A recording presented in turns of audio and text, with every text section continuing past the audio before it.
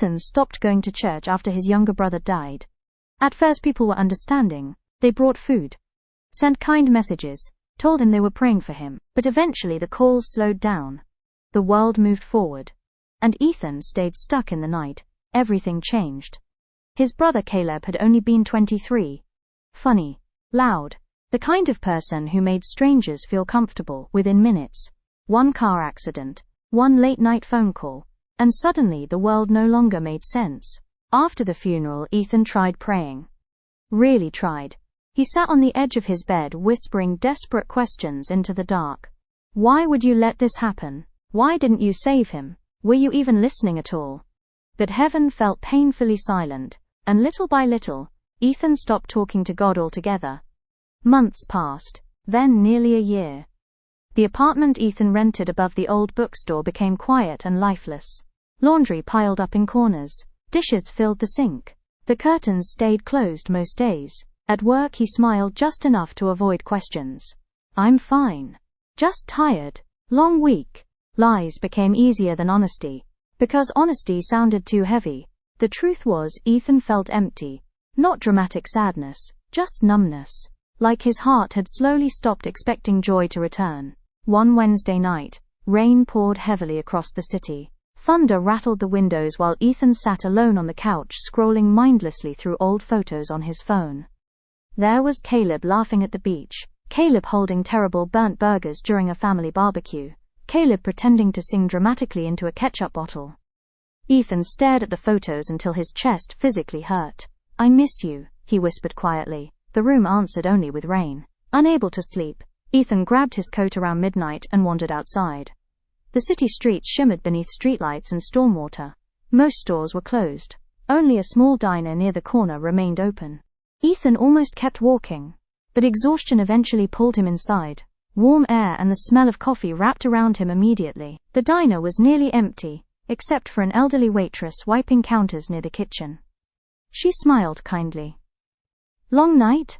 Ethan nodded weakly. She poured him coffee without asking. You look like someone carrying too much. Normally Ethan hated when strangers tried reading his emotions, but tonight he was too tired to pretend.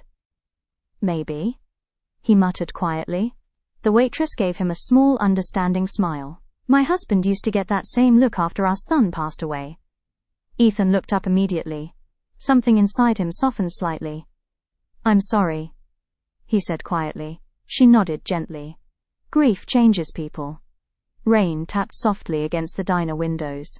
Ethan stared down at the table. How do you survive it?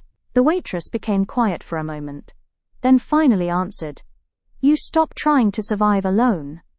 Something about those words broke through the numbness surrounding Ethan's heart. Tears threatened his eyes instantly. Embarrassing tears. Unexpected tears. He looked away quickly. I used to believe in God, he admitted quietly. But after my brother died, his voice cracked. The waitress nodded softly like she already understood the rest. You felt abandoned. Ethan swallowed hard. Yes. The diner became still except for distant thunder outside. Then the waitress surprised him. You know, she said gently, most people think faith means never struggling. She leaned against the counter carefully.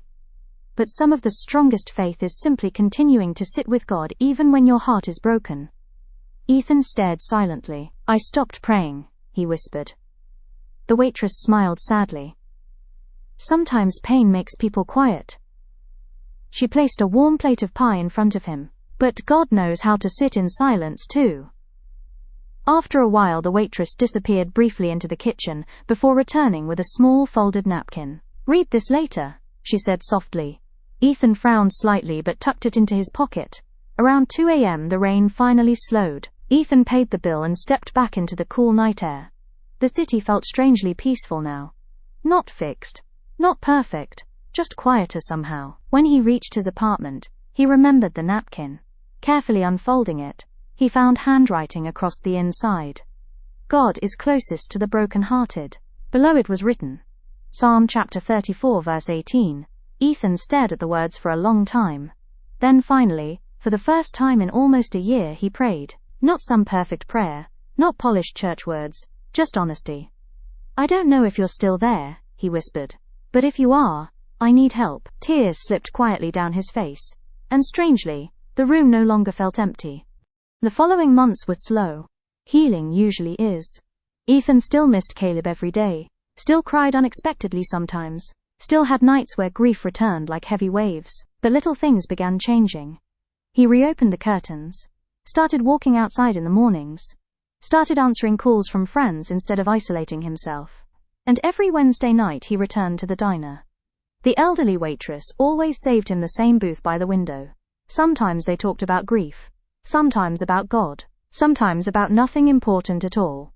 But every conversation helped stitch tiny pieces of Ethan back together. One evening Ethan finally asked her something that had haunted him for months. "Does the pain ever completely go away?" The waitress looked toward the rain outside the windows. "No," she answered honestly. "But eventually love becomes louder than grief." Ethan sat quietly. She smiled softly. "And one day you realize, moving forward does not mean leaving someone behind." The diner lights glowed warmly around them. "You carry them with you differently." That sentence stayed with Ethan long after he returned home. Because for the first time, moving forward no longer felt like betrayal. Maybe healing was not forgetting. Maybe healing was learning how to live while still loving someone deeply. Nearly 2 years after Caleb's death, Ethan stood alone, watching the sunrise over the ocean. Golden light stretched across the waves, while cold wind moved gently through his jacket. He still missed his brother, he always would. But now when he thought about Caleb, the memories hurt less sharply. He remembered laughter before tragedy, love before loss. And somehow, God had slowly taught him something beautiful inside the grief. Dark seasons do not last forever. Even broken hearts can heal. Even exhausted souls can find peace again. And even during the nights we feel abandoned, God is still there in the dark. Ethan closed his eyes and smiled softly toward the sunrise, then quietly whispered, "Thank you for staying." And somewhere beyond the crashing waves, morning finally arrived.